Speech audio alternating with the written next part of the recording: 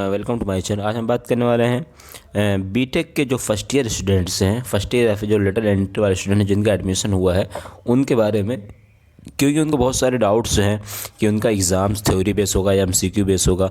सीटी यानी जो अगले फिर एग्ज़ाम सिर्फ फाइनल होता है सेमेस्टर का या फिर बीच में भी एग्ज़ाम्स होते हैं, तो उसके बारे में सीटी होती है, उसके बारे में बात करूँगा। सीटी 1 सीटी 2 जिसे हम क्लास टेस्ट के नाम से जानते हैं, जिसका मैक्सिमम 20 से 30 मार्क्स का होता है।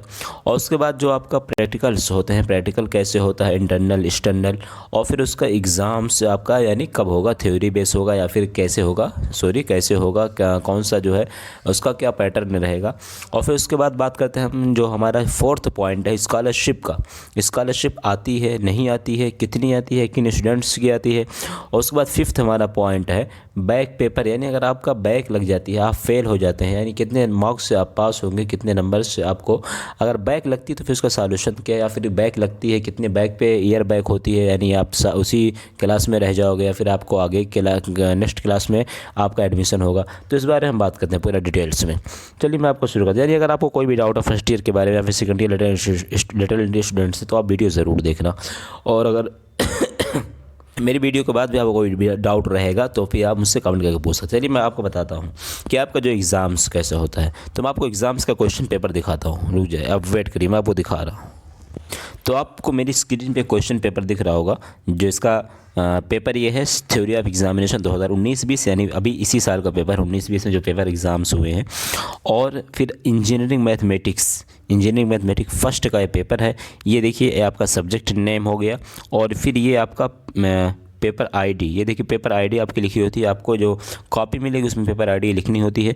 और आपको अपनी कॉपी में, और फिर जो आपका क्वेश्चन पेपर होगा उसमें रोल नंबर आपको लिखना होता है कि आपका रोल नंबर कितना है। टोटल मार्क्स 100 होते हैं।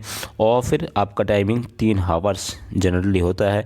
और फिर ये उसके बाद ये होता है, मैं अभी पेपर के बारे में बात करूँगा लास्ट में। तो चलिए मैं आपको दिखाता हूँ और सारी बातें जो है पहले बताता हूँ। सबसे पहले हम बात करेंगे आपका जो एग्ज़ाम्स थ्योरी बेस होगा तो या एमसीक्यू बेस होगा।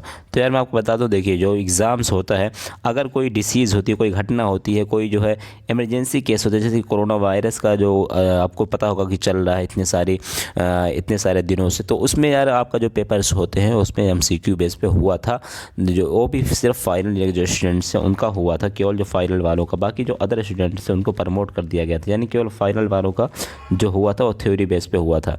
बाकी जो अदर स्टूडेंट्स थे first year, second year, third year, उनको प्रमोट कर दिया गया था। तो क्या इस बार आपका पेपर थ्योरी बेस होगा? तो यार बिल्कुल आपका पेपर थ्योरी बेस होगा। हाँ, अगर कोरोना के हालात और ख़राब हो जाएंगे या फिर ऐसे ही रहेंगे जैसे अभी हैं तो थ्योरी का होना मुश्किल हो जाएगा, हो सकता है आपका एमसीक्यू बेस पे हो।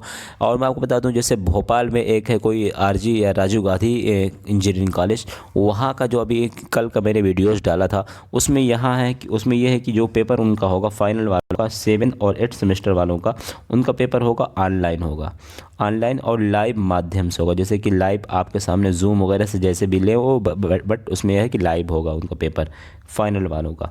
लेकिन जो अदर स्टूडेंट्स हैं first year, second year, third year, यानी फर्स्ट सेकंड थर्ड सेमेस्टर, जो और सारे सेमेस्टर्स हैं फाइनल को छोड़ के, उनका पेपर, उनमें यह था कि उनका क्वेश्चन पेपर उनको जो है भेज दिया जाएगा। क्वेश्चन पेपर भेजने के बाद फिर उनको डाउनलोड करके उसका आंसर लिखना होगा। आंसर लिखने के बाद आपको अपनी जो कॉपी होगी, कॉपी को एक मेल आईडी या फिर गूगल क्लासमेट या फिर अदर और सारे व्हाट्सएप ग्रुप वगैरह के द्वारा आपको उसको डाउनलोड करना होगा, या फिर आपको कोई पोर्टल वगैरह पे कोई आपको बताया जाएगा उसमें लागू। उसमें जो राजीव गांधी स्टूडेंट, उसमें ये नोटिस निकली थी, समाचार न्यूज़ आई थी। लेकिन जहाँ तक बात है कि टीयू की, टीयू में अभी ये तक कोई डिसीजन नहीं आया, कोई ऑफिशियल नोटिस नहीं आई है कि आपका जो पेपर होगा वो थ्योरी होगा या एमसीक्यू होगा या फिर ऑनलाइन होगा, ऑफलाइन होगा।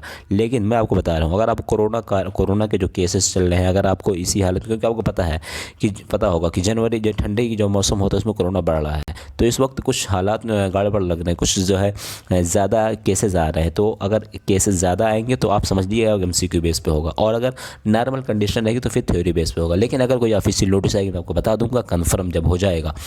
और ये हो गया बात एग्ज़ाम से पेपर की। पेपर आपका 100 मार्क्स का होता है, जिसमें आपको 100 मार्क्स में कई खंड मिलते हैं, section A, section B, section सी।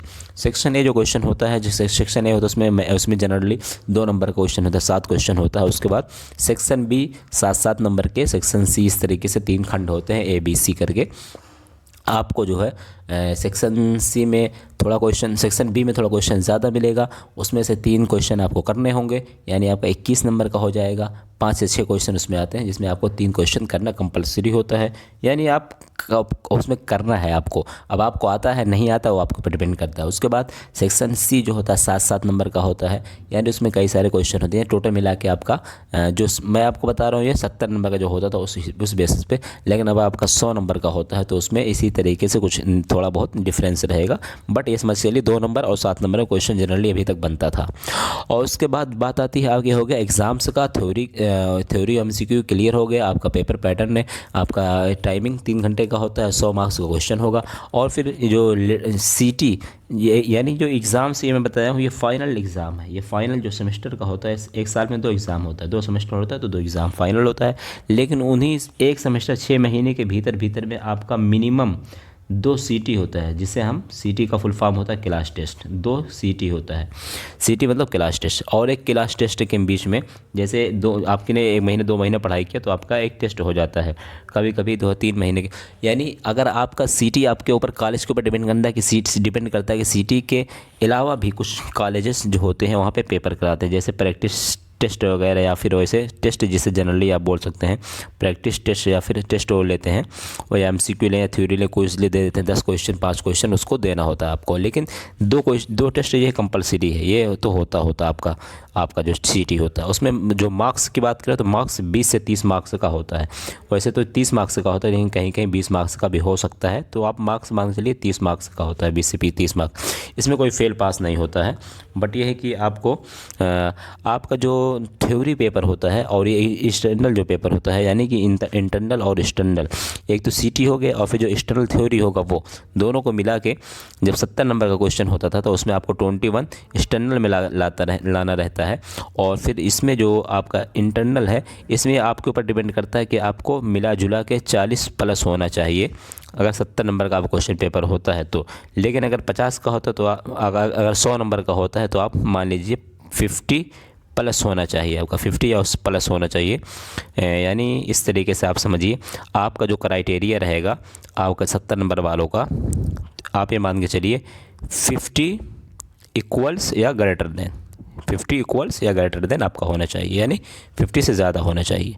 और फिर उसके बाद जो ये हो गई बात किसकी, क्लास टेस्ट की, यानी आपका दो CT होता है, उसी बीच में टेस्ट वगैरह होता है, कोई ज़रूरी नहीं होता है, कहीं लेते हैं कहीं नहीं लेते हैं कॉलेज वाले। और उसके बाद जो थर्ड पॉइंट है प्रैक्टिकल कैसे होता है। देखिए प्रैक्टिकल भी 2 होता है, एक होता है इंटरनल और एक होता है एक्सटर्नल। तो प्रैक्टिकल मैं बता दूँ, पहले जो जनरली होता है पहले वो होता है इंटरनल होता है, यानी कॉलेज वाले लेते हैं, जो आपके क्लास टीचर्स वगैरह वही लेते हैं, कोई बाहर से नहीं आता है। हो सकता है कोई इधर उधर कॉलेज ही के आपके कोई भी हो टीचर वही लेंगे। लेकिन जो आपका पेपर होगा और प्रैक्टिकल होगा एक्सटर्नल वाला, उसमें आपके बाहर से कॉलेज आते हैं, उसमें 1-2 बाहर से टीचर्स आते हैं, 1-2 टीचर आपके क्लास के भी हो सकते हैं और कॉलेज के हो सकते हैं, और लेकिन एक टीचर 2 टीचर बाहर के आते हैं जो आपसे प्रैक्टिकल वगैरह आपका होगा। उसमें फिर आपको कॉपी दी जाएगी, उसमें आपको 1 से 2 प्रैक्टिकल करने होंगे और फिर उसमें आपका फिर वाइवा वगैरह होता है। या उसके बाद फिर आपका वैसे जनरली ये जो एक्सटर्नल होता है तो थ्योरी एग्ज़ाम्स के बाद ही होगा। अभी तक जो नोटिस निकली उसमें यही होगा कि थ्योरी एग्ज़ाम जो आपका हो जाएगा सेमेस्टर वाला उसके बाद ही होगा, लेकिन इंटरनल वाला पहले हो जाता है जो कॉलेज वाले लेते हैं। उसके बाद जो बात आती है तो प्रैक्टिकल के बाद कि आपका स्कॉलरशिप वहाँ पे मिलता है या नहीं मिलता है, यानी स्कॉलरशिप अगर आपको वहाँ मिलेगी कि नहीं मिलेगी, मिलती है तो किस कंडीशन में। मैं आपको बता दूं यार, अगर गवर्नमेंट कॉलेज में आपका एडमिशन हो, जैसे कि राजकीय करके जो सारे REC के हैं, REC जो है यानी राजकीय इंजीनियरिंग कॉलेज जो हैं, राजकीय इंजीनियरिंग कॉलेज बादा, बिजनौर, कन्नौज, मैनपुरी जो सारे हैं, आजमगढ़, तो उसमें यार स्कॉलरशिप आप मान के चलिए नियर अबाउट 55,000 जो फर्स्ट ईयर स्टूडेंट्स हैं उनकी आती है। 54,500 या जो सेकंड ईयर वाले हैं 55,400 500 यानी 55 से 56,000 के बीच आती है।